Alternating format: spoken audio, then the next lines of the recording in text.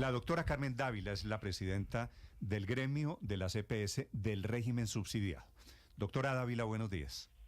Buenos días, Néstor. Buenos días para todos en la mesa y a todos los oyentes. ¿Usted tiene alguna información de que hoy vienen nuevas intervenciones de EPS? Realmente no, pero sí desde ayer hay rumores de que la superintendencia ha adoptado otro tipo de decisiones. No sé qué tipo de EPS ni conozco ninguna decisión concreta al respecto. Sí, doctora Dávila. Y estos, desafortunadamente, los rumores han resultado ciertos. Los rumores suelen ser a veces mentiras, a veces anticipos de verdades. Lo que usted escucha en el sector de la salud es que cuáles son las EPS que están en problemas. Pues, Néstor, es que desde el año 2022 y mucho más durante la vigencia 2023, se viene dando un desequilibrio estructural entre los gastos, y así lo dice el acto administrativo, por ejemplo, de Sanitas, que tiene una alta siniestralidad y que como consecuencia de eso no cumple los estándares de habilitación financiera que se evalúan. Entonces, el sistema viene sufriendo de eso. Hay una alta siniestralidad, ese per cápita que reconoce el Estado por cada persona, a cada EPS, viene siendo insuficiente. Esto genera en el estado de resultados pérdidas. Esas pérdidas afectan el patrimonio, afectan la liquidez, y por lo tanto las EPS, algunas no han cumplido la totalidad de los indicadores, de las condiciones financieras. Algunos cumplen unas, otras no, pero todos están en la misma situación, todas las EPS prácticamente. Entonces, lo que uno ve es que puede ser una situación sistémica, y lo que llama la atención aquí es que pues la solución la tiene el gobierno. Quien define la unidad de pago por capitación es el Ministerio de Salud, ni siquiera es el gobierno nacional, ni es por ley, es el Ministerio de Salud. No hemos venido planteando inquietudes Pero, doctora Carmen, metodológicas, etcétera. Lo que usted me está diciendo es, si van a intervenir por problemas técnicos, todas tienen problemas de carácter técnico de caja, básicamente. Todas tienen problemas financieros, unas más que otras, pero en general todo el sistema está sufriendo de un problema de iliquidez, un problema de afectación de sus patrimonios, y digamos lo que uno pues le llama la atención es el ciclo, ¿no? O sea, ahí la solución está en manos del ministerio. El ministerio no ha escuchado plenamente la argumentación de las EPS y de los gremios, y después nos encontramos como en el día de ayer con esas intervenciones. Entonces, pues obviamente hay una preocupación de las organizaciones, hay una preocupación de todo el sistema en su conjunto, porque esta es una cadena de proveedores, de suministros, de prestadores, y sin duda preocupaciones máximas de los usuarios y pacientes. A ver, doctora, sobre esos indicadores, doctora Dávila, quisiera preguntarle, ¿cuánto es la deuda que tienen las EPS hoy? Que este es uno de los argumentos del gobierno, que hay un desequilibrio porque tienen una gran deuda y se gastaron, es lo que ha dicho el presidente Petro, en público, en privado, en discursos, en Twitter, que se gastaron las reservas técnicas a las que están obligadas como aseguradores. ¿Eso es cierto, que tienen una alta deuda y que no tienen reservas? Si hay un endeudamiento, hay pasivos importantes. Hay que aclararle al público que las reservas técnicas son pasivos posibles que se registran en el balance general o en el estado de situación financiera en el pasivo, y que ese pasivo tiene que estar amparado en unos disponibles en el activo. Entonces, lo que pasa cuando los ingresos no son suficientes y el gasto es creciente es que esa liquidez que debe estar en el activo no siempre es suficiente para respaldar esas reservas técnicas que todavía no son deudas ciertas, pero podrían llegar a serlo. Entonces, sí es una situación que se está presentando en varias EPS, y la razón es que los ingresos de la prima no son suficientes. Se ha venido argumentando que dudas sobre la metodología y observación, más que dudas, observaciones, y creo que pues ha llegado el momento de que se tengan en cuenta, que se pueda mirar, no en reuniones donde se presentan, pues se hacen presentaciones generales, sino ya mirar el tema con todo el rigor del detalle.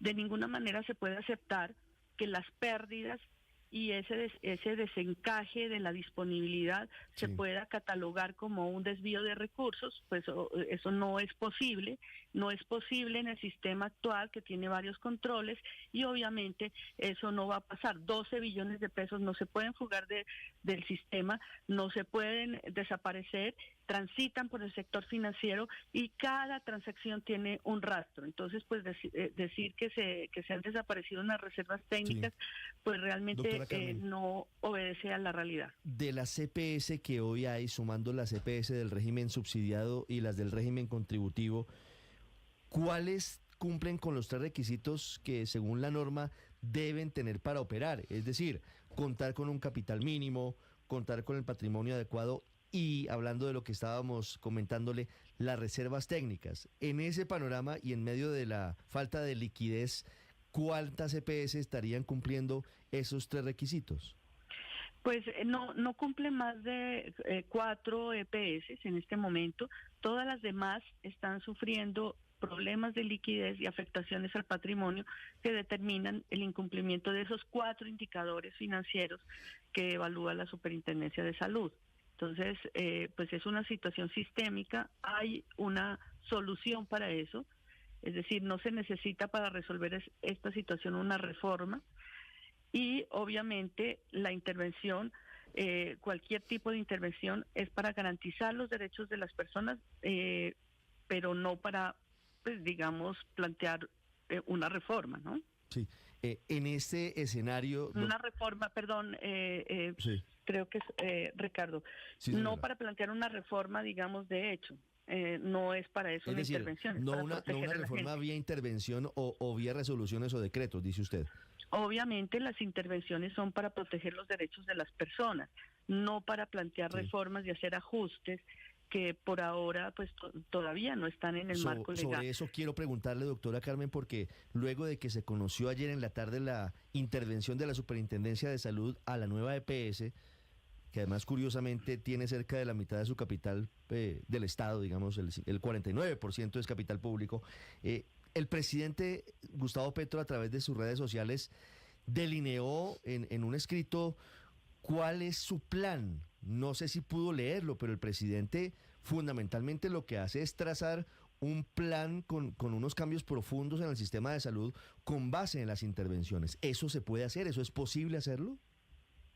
Pues yo pensaría que no es posible, porque las intervenciones pues obviamente tienen que tener unas motivaciones y cada empresa tiene su situación particular, pero más allá de eso y de lo que pudo haber dicho el señor presidente, yo creo que lo que sucedió ayer en el Congreso y lo que está sucediendo en este momento, que tiene convulsionado al sector y particularmente en zozobra a los pacientes, lo que invita a este momento tan difícil es a un verdadero consenso, donde participen en una construcción probablemente de una ley que pueda tramitarse de manera pues expedita, confluyan los intereses, lo que quiere el gobierno cambiar, la preocupación que tienen los usuarios y obviamente que involucre a todos los agentes del sector que le han aportado por 30 años al sector.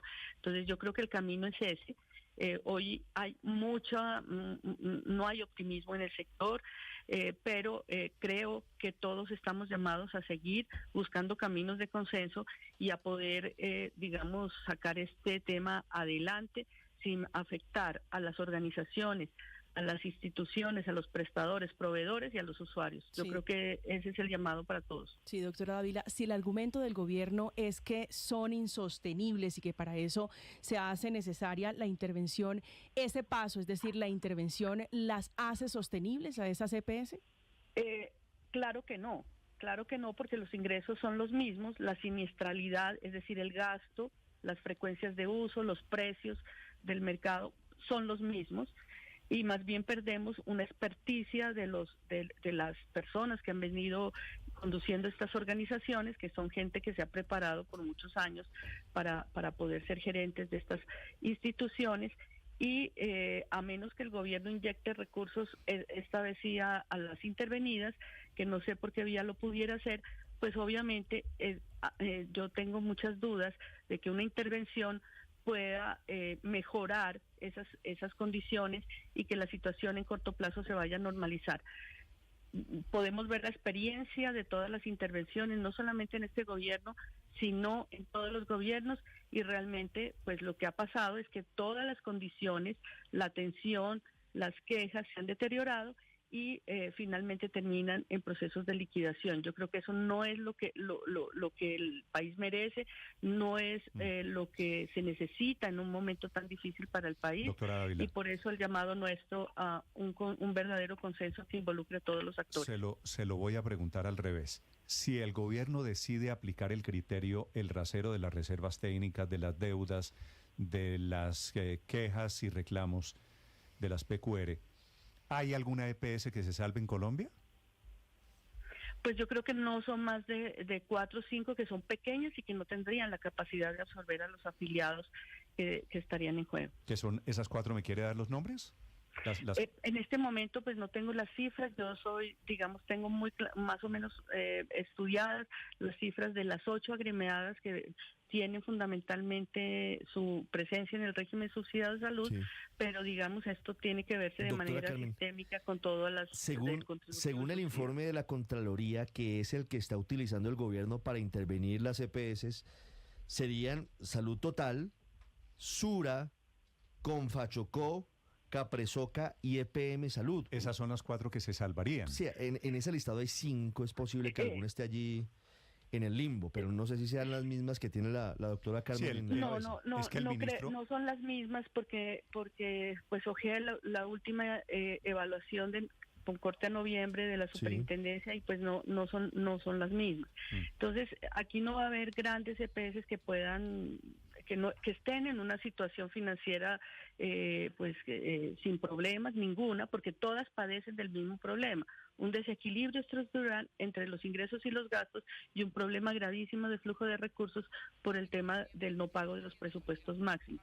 Esto deriva a que haya pérdidas, se afecta el patrimonio y no hay liquidez para soportar esas inversiones de las reservas técnicas. Entonces, digamos que todas, en principio, estarían abocadas a estar en esta situación. Digo, claro, de 26 o 27 EPS que hay en Colombia, solamente se salvarían 5. Obviamente la siguiente pregunta es, ¿y esas 5 tienen la capacidad para recibir a 50 millones en Colombia? Y la respuesta... Claramente no. Y la respuesta, claro, es eso le iba a decir yo, la respuesta, claro, por supuesto, es no.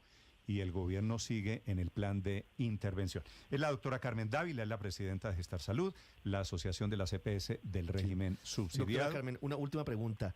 Con lo que ha ocurrido en estas últimas horas, la intervención de la nueva EPS, que si bien tenía una composición mixta, hoy la Junta Directiva ya está controlada por el gobierno y tiene un interventor, y con la intervención de Sanitas...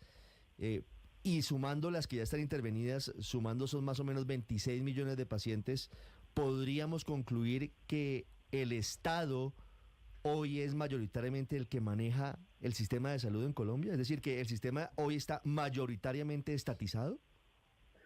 Sí está gestionado por el Estado y yo considero que lo que usted dice es así, mayoritariamente está en manos del Estado.